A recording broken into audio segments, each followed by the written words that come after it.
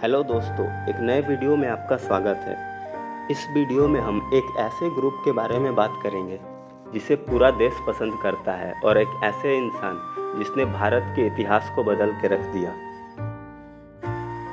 पर उससे पहले आप इस चैनल को सब्सक्राइब कर लें और होली से पहले 500 सब्सक्राइबर कंप्लीट करा दें। तो चलिए शुरू करते हैं।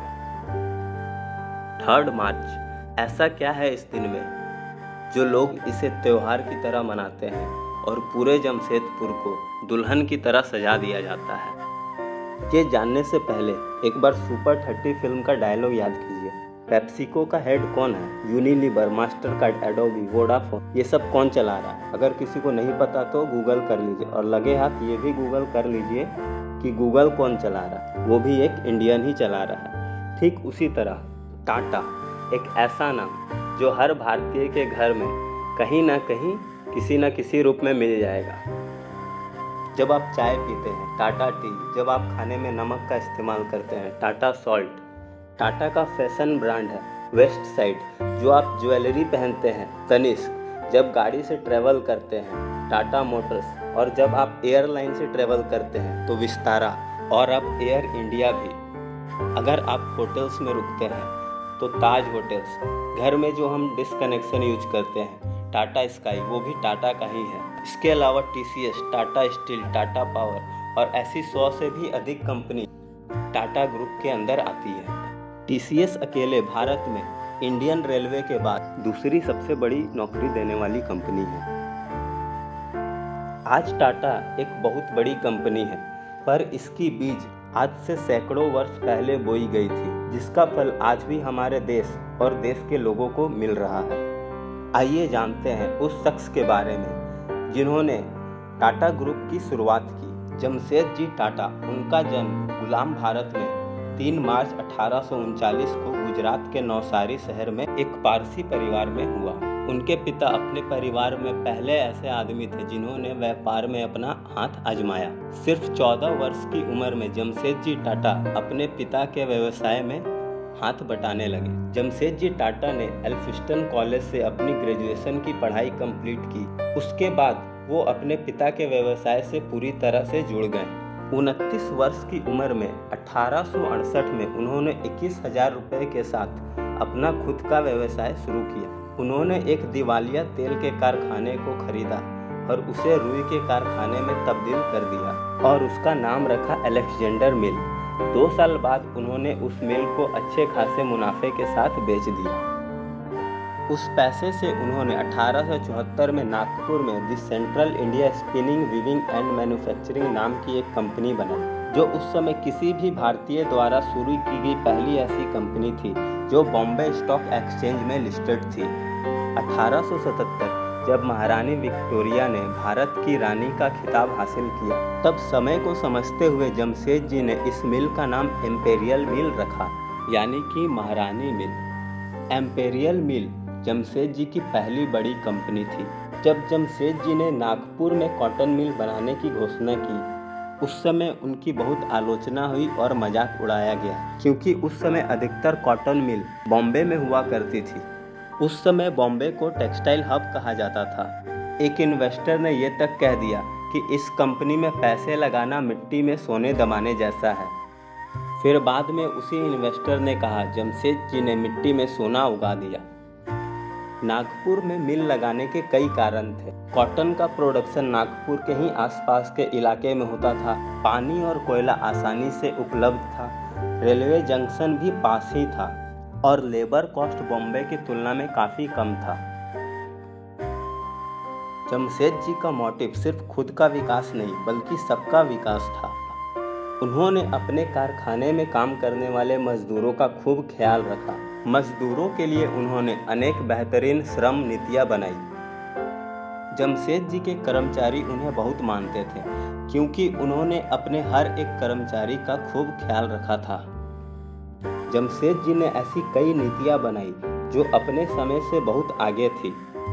मजदूरों के प्रशिक्षण का प्रबंध कराया, काम करने के जगहों को हवादार बनाया, वर्किंग आवर्स कम किए, प्रोविडेंट फंड की शुरुआत की, इंश्योरेंस की शुरुआत की, वर्कर्स को छुट्टी का भी पैसा दिया। रिटायरमेंट के बाद पेंशन की भी शुरुआत की। वर्कर्स के बच्चों के लिए स्कूल बनाए, चाइल्ड केयर सेंटर स्टार्ट करवाए।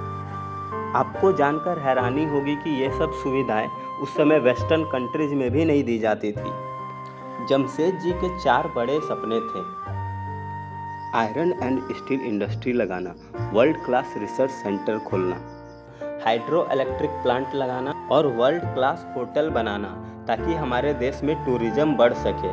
हमारे देश में टूरिस्ट प्लेसेस तो बहुत थे, पर बाहर से आए लोगों को ठहरने के लिए बढ़िया होटल नहीं था। एक बार वो अपने दोस्त के साथ बॉम्बे के सबसे महंगे होटल में गए, पर वहां उन्हें होटल के अंदर एंटर तक नहीं करने दिया गया। बाहर बोर्ड पर लिखा था, dogs and Indians are not allowed. पर अब समय बदल चुका है। ऋषि सुनक ब्रिटेन के पहले इंडियन ओरिजिन प्राइम मिनिस्टर बनते हैं और वो अपने ऑफिस में कुत्ते के साथ घुसते हैं।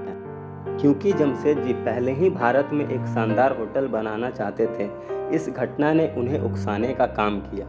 उन्होंने तुरंत तय किया कि वो भारतीयों के लिए इससे भी बेहतर होटल बनवाएंगे, जहां किसी के साथ कोई भेदभाव नहीं होगा और किसी भी रंग के लोग वहां आकर रह सकते हैं। साल 1903 में ताजमहल होटल बनकर तैयार हो गया। ये उस समय भारत में पहली ऐसी होटल थी जिसमें बिजली थी, लिफ्ट लगाए गए और अंग्रेज वहां सेफ थे। ताज होटल आज भी दुनिया के बेहतरीन होटलों में से एक है। आज पूरी दुनिया भर में 4 कॉन्टिनेंट्स और 107 लोकेशंस पर ताज होटल के 250 से भी ज़्यादा ब्रांचेज हैं। भारत के इंडस्ट्रियल डेवलपमेंट में जमशेदजी टाटा का बहुत बड़ा योगदान है। इन्होंने भारत में उस समय इंडस्ट्रियल डेवलपमेंट किया जिस समय सिर्फ यूरोपियन और अमेरिकन को ही काबिल माना जाता था। यही कारण है कि जमशेदजी टाटा को फादर ऑफ इंडियन इंडस्ट्रीज कहा जाता है। उनके बाकी के 3 ड्रीम प्रोजेक्ट अनफॉर्चुनेटली उनके जीते जी पूरे नहीं हुए, पर उनके देहांत से पहले उन पर काम शुरू हो चुके थे और बाद में उनके बेटे दोराबजी टाटा ने सुनिश्चित किया कि उनके बाकी सपने भी पूरे होंगे। 1910 तक टाटा का स्टील प्लांट तैयार हो चुका था और स्टील का प्रोडक्शन शुरू हो चुका था। फर्स्ट वर्ल्ड वार शुरू होते ही ब्रिटिशर्स को जरूरत पड़ती है स्टील की। टाटा स्टील का इस्तेमाल ब्रिटिश टैंक्स को बनाने में, रेलवे ट्रैक्स बिछाने में किया जाता है और टाटा स्टील देश का सबसे बड़ा सप्लायर बन जाता है। ब्रिटिश पॉलिटिशियन ने वर्ल्ड वार के समय कहा था, टाटा स्टील सेव्ड अस, क्योंकि टाटा स्टील की क्वालिटी इतनी अच्छी थी कि जब बॉम्ब टैंक्स पर गिरते थे तो वो बॉम्ब भी टैंक्स का कोई नुकसान नहीं कर पाते थे। साल 1869 में मैनचेस्टर में जमशेदजी ने थॉमस कार्लाइल को सुना, the nation which gains the control of iron soon acquires the control of gold. उसके बाद वो आयरन की खोज में और तत्पर हो गए और वैसे इंसान की खोज में लग गए जो उनकी इस खोज में मदद कर सके। वो एक दिन अमेरिका में चार्ल्स पेज पेरिन, जो कि बहुत बड़े जियोलॉजिस्ट और मेटलर्जिस्ट थे, उन्हें वह अपने साथ आने के लिए मनाते हैं और उनके मदद से उस समय बिहार के एक छोटे से गांव साक्षी में आयरन एंड स्टील की इंडस्ट्री लगाते हैं और एक नया शहर बसाते हैं। आज उसका नाम जमशेदपुर है और टाटा नगर के नाम से भी जाना जाता है। जमशेदजी टाटा ने अपने बेटे दोराबजी टाटा को खत में लिखा कि शहर की सड़कें चौड़ी हो और सड़कों पर छाएदार पेड़ हो, बगीचों और मैदान के लिए पर्याप्त जगह हो, फुटबॉल, हॉकी और पार्क के लिए बड़े क्षेत्र रिजर्व करें और मंदिर, मस्जिद और चर्च के लिए खास जगह चिन्हित करें। यहाँ आज के आधुनिक शहर की नींव रखी गई थी और जमशेदपुर आज भारत में सबसे प्रगतिशील शहरों में से एक है। यह जमशेदजी टाटा का विजन था कि शहर कुछ इस तरह से बसना चाहिए। यहाँ की मिट्टी काली होने के कारण यहाँ का पहला रेलवे स्टेशन काली माटी के नाम से बनाया गया, जो कि आज टाटा नगर के नाम से जाना जाता है। टाटा ग्रुप ने हमारे देश के डेवलपमेंट में और हमारे देश को आत्मनिर्भर बनाने में बहुत अहम योगदान किया है।